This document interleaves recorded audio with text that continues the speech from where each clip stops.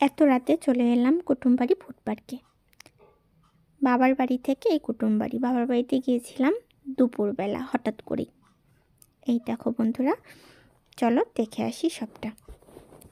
কমলের কথা কবিতায় সবাইকে স্বাগতম।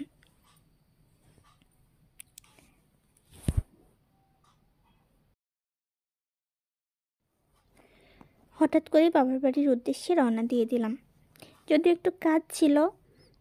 পরে মনিকে নিয়ে আমরা গেলাম। এদিকে আমার মেয়েটার খুব শখ, ও যাবে কুটুমবাড়িতে, চাটমোহর কুটুমবাড়ি ফুড পার্ক। এর আগে গিয়েছিলাম, সেখানে ওর খুব ভালো লেগেছে, স্লিপার ছিল অনেক বড়। পরে ওখানে গিয়ে একটু ভিডিও করলাম, একটু ছবি তুললাম, এই তো। আর আসার আগে আমার বাড়ির পাশে আমার একটা কাকাতো ভাই বলতে গেলে, ওরকে দেখতে এসেছিলো, যার জন্য ওখানে অনেক মানুষজন ছিল। আমি সেই ছোটোবেলার খেলার সাথী কাকাতো বোনেরা সবাই ছিল, সবার সঙ্গে দেখা করে এই আসলাম। এদিকে আমার আমার দাদার ছেলেটা আছে, ছোট্ট ছেলেটা, খুব মিশুক। ওর সঙ্গে আমার মেয়েটা এতই খেলা করছিল, আবার মনির বাবাইয়ের সঙ্গে ওর এতটা মিল হয়ে গেছে, ওর কোল থেকে আসতেই চাইছিল না। এদিকে ওর কোলে উঠে ওকে মাথা আশ্রয় দিচ্ছিল। এ দেখো এখানে চলে এসছে, মানে বুঝতে পেরে গেছে যে ভিডিও করছি। বারবার ক্যামেরার দিকে তাকাচ্ছে, ফোনের দিকে তাকাচ্ছে, আর ওর মাথা আশ্রয় দিচ্ছিল তখন। এই এতটাই খুশি, ছোট্ট ছেলেটা 1 বছর পার হয়েছে, হাঁটা শিখেছে আর কি। পরে তো আমাকেও আবার মাথা আশ্রয় দিচ্ছিল।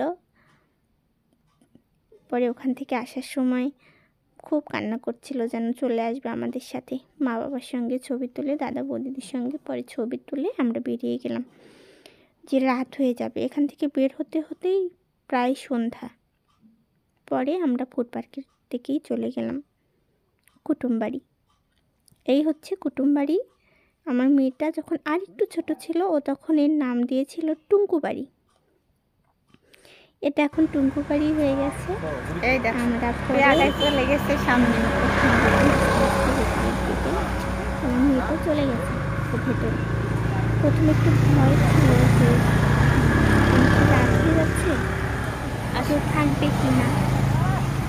আমার উনি সাহেব তো বলছিলেন আর একটু আগে বের হতে, আর একটু আগে বের হলে এতটা সমস্যা হতো না, রাত্রে কেউ আসে কি না যাওয়াই হবে না, শুধু মেয়েটা চাইছিল জন্যে যাওয়া। আমি তো বললাম থাক, যেতে হবে না, অন্য একদিন না হয় আসবো এখানে। আমি বলছি না, মেয়েকে কথা যখন দিয়েছি তো যাবই। এটা বলে যে এভাবে রওনা দেওয়া হলো। ওইদিকে থাকলো, আমি মেয়েটাকে নিয়ে ঘুরে আসলাম। পুরো জায়গাটা সুন্দর।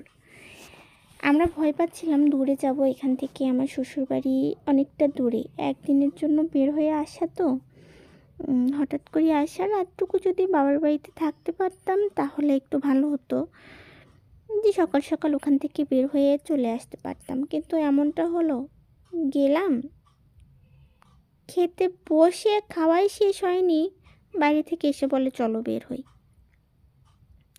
তো আমিও সেভাবে খেতে পারিনি, আমার মেয়েটাও সেরকম না, আর আমার মা তো কেমন করছিল আর একটা দিন থাকার জন্য। আর ওর ছুটি ছিল জন্য এভাবে বের হওয়া হঠাৎ করেই। পরে তো গেলাম, আমার মেয়েটা এটাতে ওটাতে চড়ে চড়ে বেড়াচ্ছিল, খেলছিল, মজা পাচ্ছিল ভালোই। তবে আশা করি আবারও যাব এখানে ঘুরতে। আমার মেয়ের বেশি শখ এই টুঙ্কু বাড়ি। যতবার আমি বলেছিলাম ততবার বলেছি এটা টুঙ্কু বাড়ি। মনির বাবারও বলে এটা টুঙ্কু বাড়ি।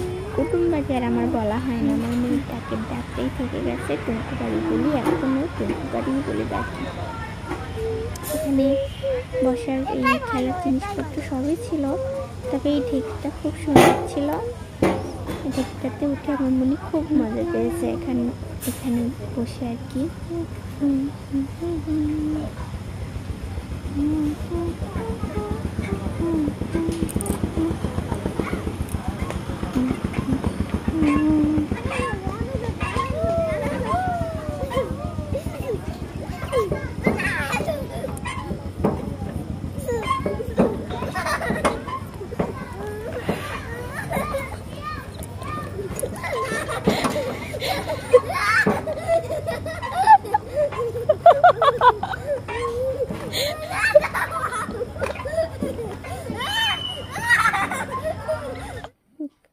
মেয়েটা খেলতে খেলতে পরে ওখান থেকে নেমে গেল, আরেকটা জায়গায় যাবে। ওর মানে দোলনাতে খেলার খুব নেশা, ও দোলনা খুব পছন্দ করে।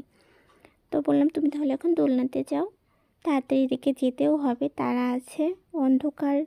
আসলে মোটরসাইকেল নিয়ে যাওয়া আর আমাদের অচেনা জায়গা বলতে কি রাত হয়ে গেছে। তো এখানে অনেক মানুষ তখনই আসছিল, অত রাত, অথচ বাচ্চাদের নিয়ে ছুটির দিনও ছিল, অনেক মানুষ তখনই আসছে। আমরা বের হয়ে আসলাম, দেখলাম বাইরে সিএনজি মোটরসাইকেল নিয়ে লোকজন আসছে।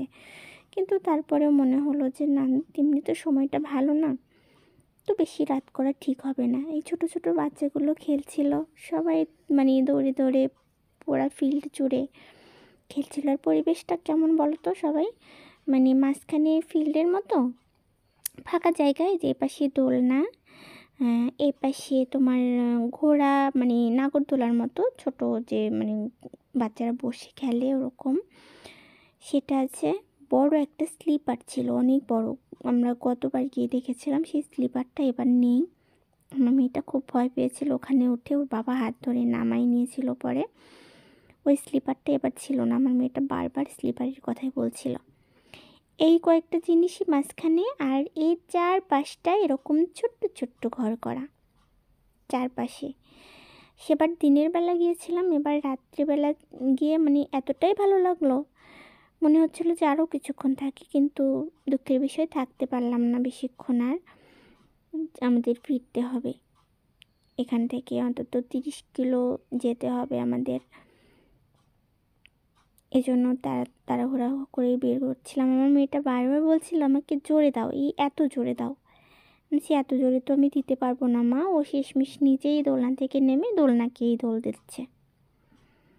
পরে বললাম এসো, এই দিকটায় আরও খেলনা আছে, কী কী আছে, কিন্তু রাত হয়ে গেছে তো, মানে ট্রেনের মতো জিনিসটা আছে, ওটা সম্ভবত রাত্রে চালানো দেখলাম না, যদি চালাতো তাহলে আমার মেয়েটা উঠতো, ভেতরে যাওয়ার চেষ্টা করলো, কিন্তু যেতে পারলো না। মানে এখানে তোমরা কি খাবে, সব রকমের খাবার ব্যবস্থা এখানে আছে। আমি এবার রাত হয়ে গেছে জন্য আমি বসিনি, গতবারে এসে এখানে আমি মানে খেয়ে গিয়েছিলাম।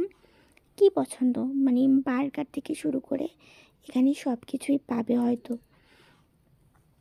তো এখান থেকে পরে আমরা চলে আসলাম। ওই দেখো চারপাশে যে ঘরগুলো দেখা যাচ্ছে, ছোট্ট ছোট্ট ঘর, ছাউনি করা, টিনের ছাউনি সম্ভবত হবে। আর ওই পাশটায় কিন্তু বিল, একদম মানে ফাঁকা মাঠ, পেছনের দিকে কিন্তু বাড়ি নেই, সামনে রাস্তা, হাই রোড, আর পেছনের দিকে একদম বিল ফাঁকা, মানে ডান এরকম কিছু হয় সম্ভবত।